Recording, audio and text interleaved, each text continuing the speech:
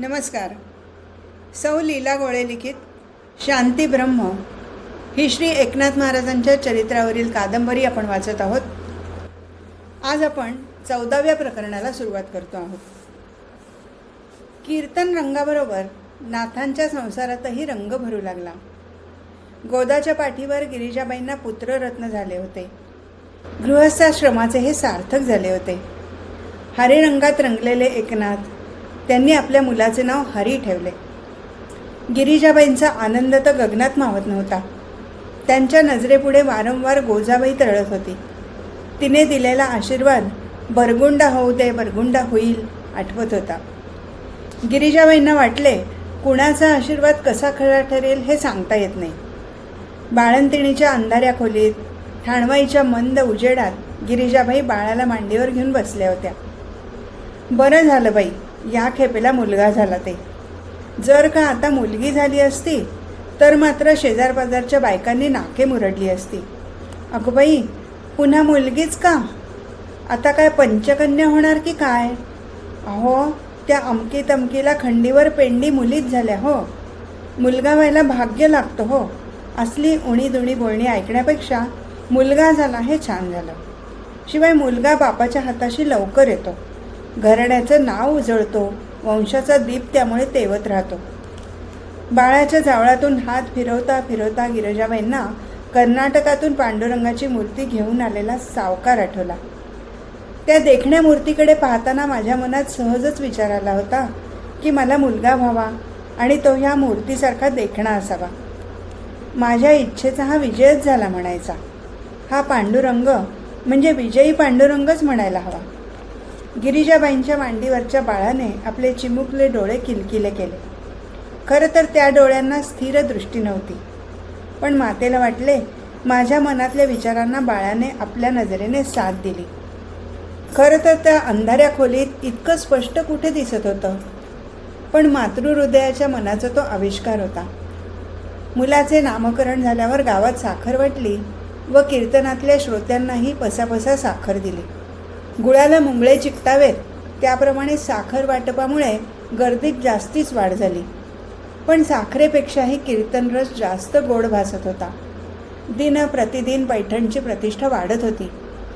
या श्रोतृ समुदायात एक शुभ्र वस्त्र परिधान केलेली तेजस्वी स्त्री नित्य नियमाने येऊन आपल्या ठराविक ठिकाणी बसत असे.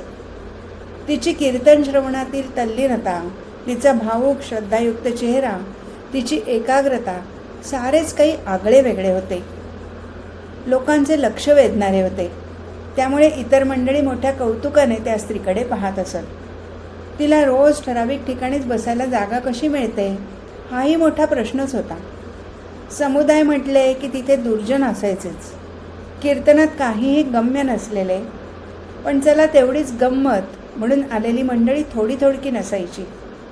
बायकांचे चेहरे न्याहाळणे, अधूनमधून कीर्तनाची आपसात टवाळी करणे, घरी झोप येत नाही म्हणून कीर्तनाला बसणारे वगैरे विविध कारणाने येणारे श्रोतेही यात होतेच. ह्या अशा उडाणटप्पूंच्या मनात त्या शुभ्र वस्त्रा स्त्रीबद्दल कलुषित शंका निर्माण झाली. जसं मन तशी दृष्टी.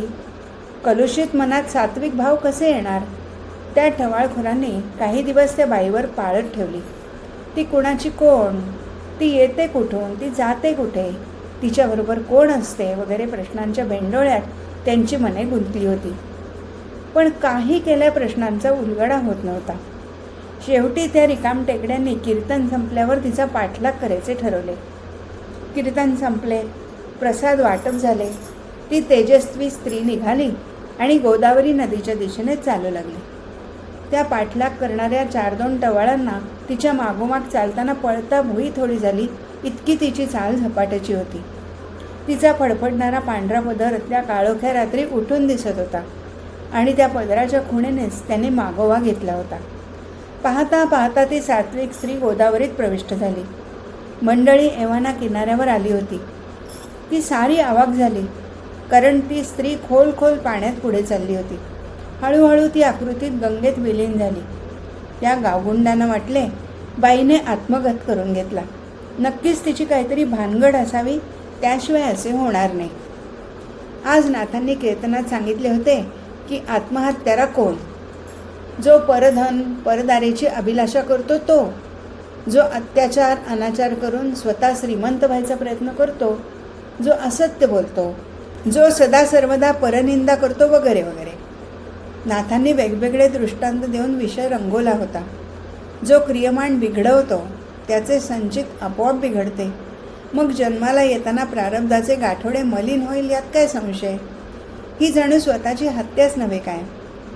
टवाळांपैकी एका जणाने अकलेचे तारे तोडले. हिने परपुरुषाची अभिलाषा धरली असावी आणि परपुरुष दुसरे तिसरे कोणी नसून एकनाथच असतील म्हणून तर इतक्या ओढीने ती नित्य कीर्तनाला येत होती. हा सत्पुरुष शांतीसागर आपणास वश होणार नाही, उलट आपलं क्रियमाण मात्र बिघडते आहे असा विचार करून ती आत्महत्येला प्रवृत्त झाली असावी. दुसरा म्हणाला, छे छे, पांढरे वस्त्र परिधान करणारी ही मनुष्य योनीतली नसावी, ते भूत असेल. ती हाडळ असेल म्हणून तर बेधडकपणे पाण्यात गेली. अरे ते भूत कसे असेल? भूत कधी हरिकीर्तन ऐकेल का? नामस्मरण करील का? प्रत्येकजण आपापल्या कुवतीप्रमाणे तर्कवितर्क करत होते. पण सर्वांची मात्र भीतीने बोबडी वळली होती. आधीच मध्यरात्रीचा समय, त्यात नदी किनारा आणि सगळीकडे शुकशुकाट. केव्हा एकदा घर गाठतो असे त्यांना झाले. पण दुसऱ्या दिवशी कीर्तनाच्या वेळी तर त्या टवाळखोरांचे डोळे पांढरे होण्याची वेळ आली. कारण कालची ती धवल वस्त्र परिधान केलेली लावण्यवती नम्रपणे कीर्तनाला स्वतःच्या ठराविक ठिकाणी बसलेली होती. आता मात्र त्या टवाळखोरांनी कीर्तन संपेपर्यंत तिच्यावर पाळत ठेवली. त्या पवित्र स्त्रीची नजर शीतल होती. तिचे स्मित सीमित होते. ती म्हणजे सोज्वळतेचा आदर्शच दिसत होती. तिच्या हालचालीत तिळभरही शंकास्पद काहीही नव्हते. कीर्तन संपले. नाथ नम्रतेने म्हणाले, माते, काल तुला त्रास झाला, आज तुझ्या सोबतीला उद्धवला पाठवू का? ती प्रसन्न वदना म्हणाली, छे छे, काही जरुरी नाही, आपली कृपा नेहमीच माझ्या सोबतीला असते. इतर श्रोत्यांना ह्या बोलण्याचा अर्थबोध झाला नाही. शिवाय प्रत्येकजण घरी जाण्याच्या घाई गडबडीत होता. त्यामुळे कुणाचे ह्या बोलण्याकडे लक्षही नव्हते. पण त्या चांडाळ चौकडीला मात्र ह्या बोलण्याचा अर्थ पुरेपूर उमगला. आपल्या कृतकर्माचा त्यांना पश्चात्ताप झाला. घेतलेल्या शंका कुशंकाबद्दल अत्यंत खेद वाटला. ती मंडळी पुन्हा त्या सौंदर्यवतीच्या मागोमाग गेली व तिला गंगेत विलीन होताना पाहून त्यांनी साष्टांग दंडवत घातला व म्हणाले, माते गोदावरी, आम्हाला क्षमा कर. तू नाथांचे रसाळ कीर्तन ऐकण्यासाठी स्त्रीरूप घेऊन येतेस आणि धन्य होतेस. पण आम्ही दुरात्मे मात्र भक्तिसागरात डुंबत असून कोरडे राहिलो. पवित्रतेला अपवित्र नजरेने पाहिले. आई, खऱ्या अर्थाने आम्हीच आत्महत्यारे आहोत. एकनाथांची थोरवी, त्यांच्या कीर्तनातला अमृतरस याची महती त्यांना पटली आणि त्या मोठ्या भक्तिभावाने कीर्तन श्रवणास येऊ लागले. नुसत्या पैठण नगरीतीलच नव्हे तर पैठण शेजारच्या वाड्या तोड्याची मंडळी, पंचक्रोशीतील आबाल वृद्ध मंडळी कीर्तनाला येत होती. कोणी घोड्यावर बसून, कोणी बैलगाड्या जोडून, तर कोणी पायी पायी पैठणाची वाट चालत होती. प्रत्येकाला कीर्तन रसाची चटक लागली होती. इथल्या मातीचा कण न कण चैतन्यमय झाला होता. असंच कीर्तन चालू होतं. आत्मौपम्येन सर्वत्र समम पश्यति अर्जुन, सुखम वा यदि वा दुःखम सयोगी परमो मतः. या भगवद्गीतेच्या श्लोकावर भाष्य चाललं होतं. ज्ञानेश्वरीतल्या ओव्या, आचार्यांचा श्लोक, नामदेवाच्या अभ्यंगातला तुकडा आणि नित्याच्या व्यवहारातील उदाहरणे देत देत कीर्तनात रंग भरत होता. मधूनच भारुडाच्या एखाद्या ओळीचा ठेका सुरू होई. पाठीशी झांज घेऊन उभा असलेला उद्धव पदन्यासात सुरुवात करी तेव्हा श्रोते मंडळी खळाळून हसत. एक वडारी जोडपं त्यावेळी नाथांच्या वाड्याजवळून चाललं होतं. दिवसभर आतोनात कष्टाची कामे करून बिचारे श्रमले होते. केव्हा एकदा घर गाठतो असे त्यांना झाले होते. वाड्यातली व भोवतालची गर्दी पाहून, झांज, टाळ, चिपळ्या इत्यादींचा आवाज ऐकून आणि मधूनच मंडळींना हसताना पाहून त्या वडार स्त्रीने वाड्याबाहेर बसलेल्या एकाला विचारले, इथे काय चाललंय व? तो म्हणाला, अगं बाई, इथे लई मज्जा आहे. तो कीर्तन करणारा बुवा गोष्टी सांगतो, छान छान गाणी म्हणतो. दुसरा म्हणाला, अगं तो बाबा लई शिकलेला आहे, पण आपल्यावानी आडाणी बोलतो. त्यामुळे साऱ्या दिवसाची दमणूक दूर होते, सारं ऐकावं वाटतं. ती वडारी बाई नवऱ्याला म्हणाली, घडीभर इथे बसूया, म्हणजे इसावा मिळेल. आता मला पुढे चालवेनं झालं आहे. तिथं बसलेली एक बाई म्हणाली, अगं बया, हा सगळा खिवळ झाला की बुवा समद्यांना पसापसा साखर वाटतो. वडारी म्हणाला, मग तर आपण जरूर थांबू. तिथं बसण्यासाठी दोघंही पाहू लागले, पण त्या गर्दीत कुठेच थारा मिळेना. वडारी पुरुषाला वाटलं आपण खूप पुढे जाऊन बसलं पाहिजे, नाहीतर साखर आपल्यापर्यंत येईस्तवर संपून जाईल. मग उभयता रेटारेटी करून, धक्काबुक्की करून, हाताने सारासारी करून पुढे पुढे घुसू लागली. अनेकांचे शिव्याशाप ऐकत, एकेकाला ओलांडत ते सभामंडपात आले. पण गर्दीत मुंगी शिरायलाही जागा नव्हती, तर ह्यांना बसायला जागा कुठून मिळणार? पण दिवसभर माती वाहून वाहून थकलेल्या जीवांना विश्रांती हवी होती. या गर्दीत तर त्यांचा जीव फारच घामाघूम झाला. आता त्यांना धड पुढे जाता येईना, धड मागे फिरता येईना. नाथांच्या पाठीमागच्या बाजूने, म्हणजे त्यांच्या राहत्या जागेतच मोकळी जागा दिसली. म्हणून त्यांनी जरा जास्त रेटारेटी करून तिकडे जाण्याचा प्रयत्न केला. कीर्तन रंगात रंगलेला श्रोता त्यांच्याकडे विशेष लक्ष देत नव्हता. करता करता एका रिकाम्या खोलीजवळ ती उभयता आली. नवऱ्याने खुणावताच बायको रिकाम्या खोलीत घुसली. ते एकनाथांचं शयनगृह होतं. तिथे छप्पर पलंगावर मऊ गादी घातलेली होती. जवळच तिवईवर तांब्या भांड ठेवलं होतं. कोपऱ्यात शांतपणे समई तेवत होती. तिथेच जमिनीवर बसून त्यांनी घडीभर कीर्तन ऐकण्याचा प्रयत्न केला. पण असे काही ऐकण्याची त्यांना सवय नव्हती, त्यामुळे त्यांना काही कळेना व गोडीही लागेना. त्या श्रमिक जोडप्याला झोपेने अगदी घेरले होते. त्यांना बसणे अशक्य झाले. वडारी म्हणाला, आपण घडीभर झोपू, इथे चांगली मोकळी जागा आहे. मग ते कीर्तन संपल्यावर पसापसा साखर घेऊन घरला जाऊ. बायको म्हणाली, इथं भुईवर झोपलो तर कुणीतरी आपल्याला लाथाडेल. त्या तिकडं पथारी हांतरली आहे, तिकडे झोपू, म्हणजे कुणी रागाला येणार नाही. ते जोडपं एकनाथांच्या पलंगावर आडवं झालं आणि लगेच निद्रादेवीने त्यांना आपल्या कुशीत घेतलं. कीर्तन संपलं. मंडळी आपल्या आपल्या घरी परतली. उद्धवाने मागची सारी आवरावर केली आणि तो एकनाथांच्या शयनगृहात आला. बिछाण्यावरचा पलंगपोस झटकावा म्हणून पाहतो तो काय, पलंगावर कोणीतरी झोपलेलं आहे. एक नव्हे, दोघे जण. त्याला आश्चर्याचा धक्का बसला. महाराजांचा असा उपमर्द कुणी केला? त्याने समईची वाट पुढे सरकून मोठी केली.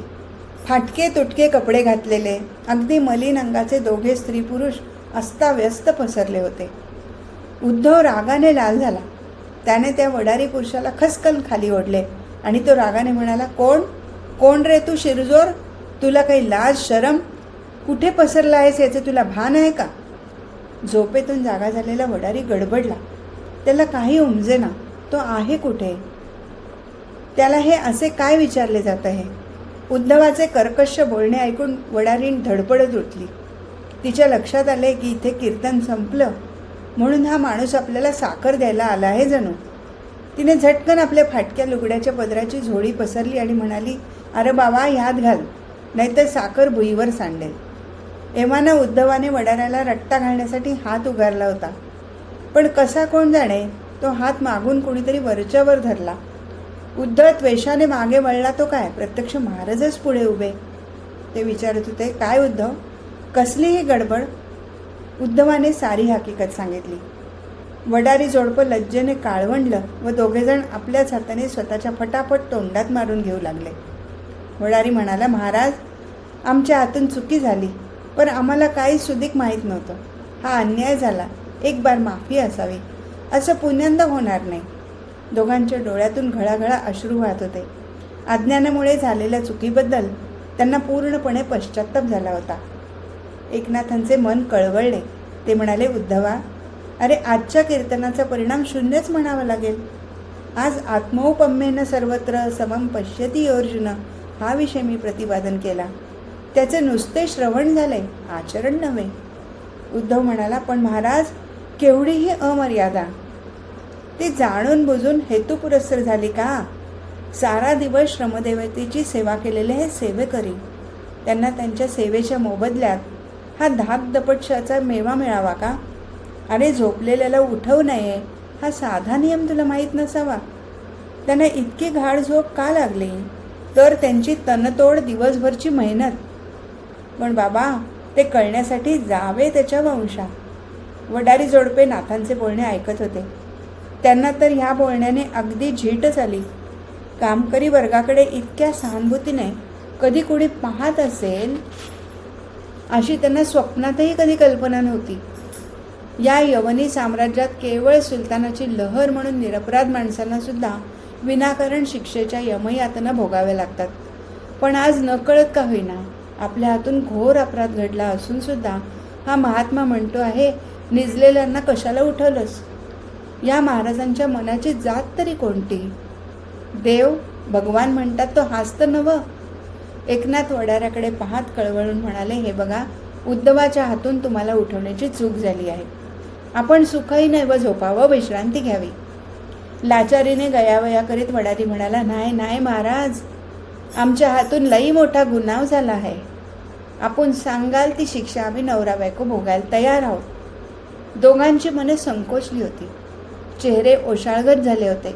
बोलता बोलता त्या उभयतांनी महाराजांना दंडवत घातला. महाराज हसून म्हणाले, हे बघा, मी सांगेल ते ऐकाल ना? मागाहून होय नाही म्हणायचे नाही. काय समजलात? आता गिरिजाबाई पण हरीला खांद्यावर थोपटत तिथे येऊन उभा राहिल्या. ती उभयता आपल्या थडाथड थोबाडीत मारून घेत होती. वडारी म्हणाला, सांगा महाराज, आपला शबूत आम्ही नाही म्हणणार नाही.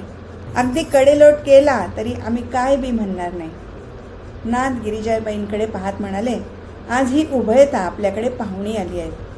उद्या त्यांचा चांगला पाहुणचार करायचा, गोडधोड जेवायला घालायचं, बाईला लुगडी चोळी नेसवायची आणि ह्या पुरुषाला पागोटं बांधायचं. मग त्याची बोळवण करायची. आलं ना लक्षात? गिरिजाबाईंनी होकारार्थी मान डोलावली. आता मात्र उद्धवासकट त्या वडारी जोडप्याचे आश्चर्याने डोळे फाटायची वेळ आली. माणूस आभाला एवढा असतो हे ऐकलेलं वाक्य, पण त्याची सत्यता मनाला कधी पटली नव्हती. पण आज स्वतःच्या डोळ्यांनी आभाळा एवढा माणूस ते पाहत होते. आपल्या पतीच्या ठिकाणची ही समदृष्टी पाहून, सर्वाभूती समभाव पाहून गिरिजाबाईंना धन्यता वाटली. जसं बोलणं तसं आचरण ही त्यांची वृत्ती पुन्हा एकदा प्रत्ययाला आली.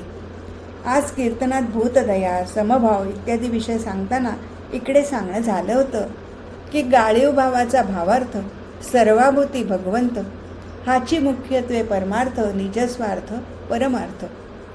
हे कीर्तनात सांगितलेले तत्वज्ञान आचरणात आहे की नाही हे पाहण्यासाठी आज या वडारी जोडप्याच्या रूपाने तर प्रत्यक्ष लक्ष्मीनारायण परीक्षा घेण्यासाठी आले नसतील ना?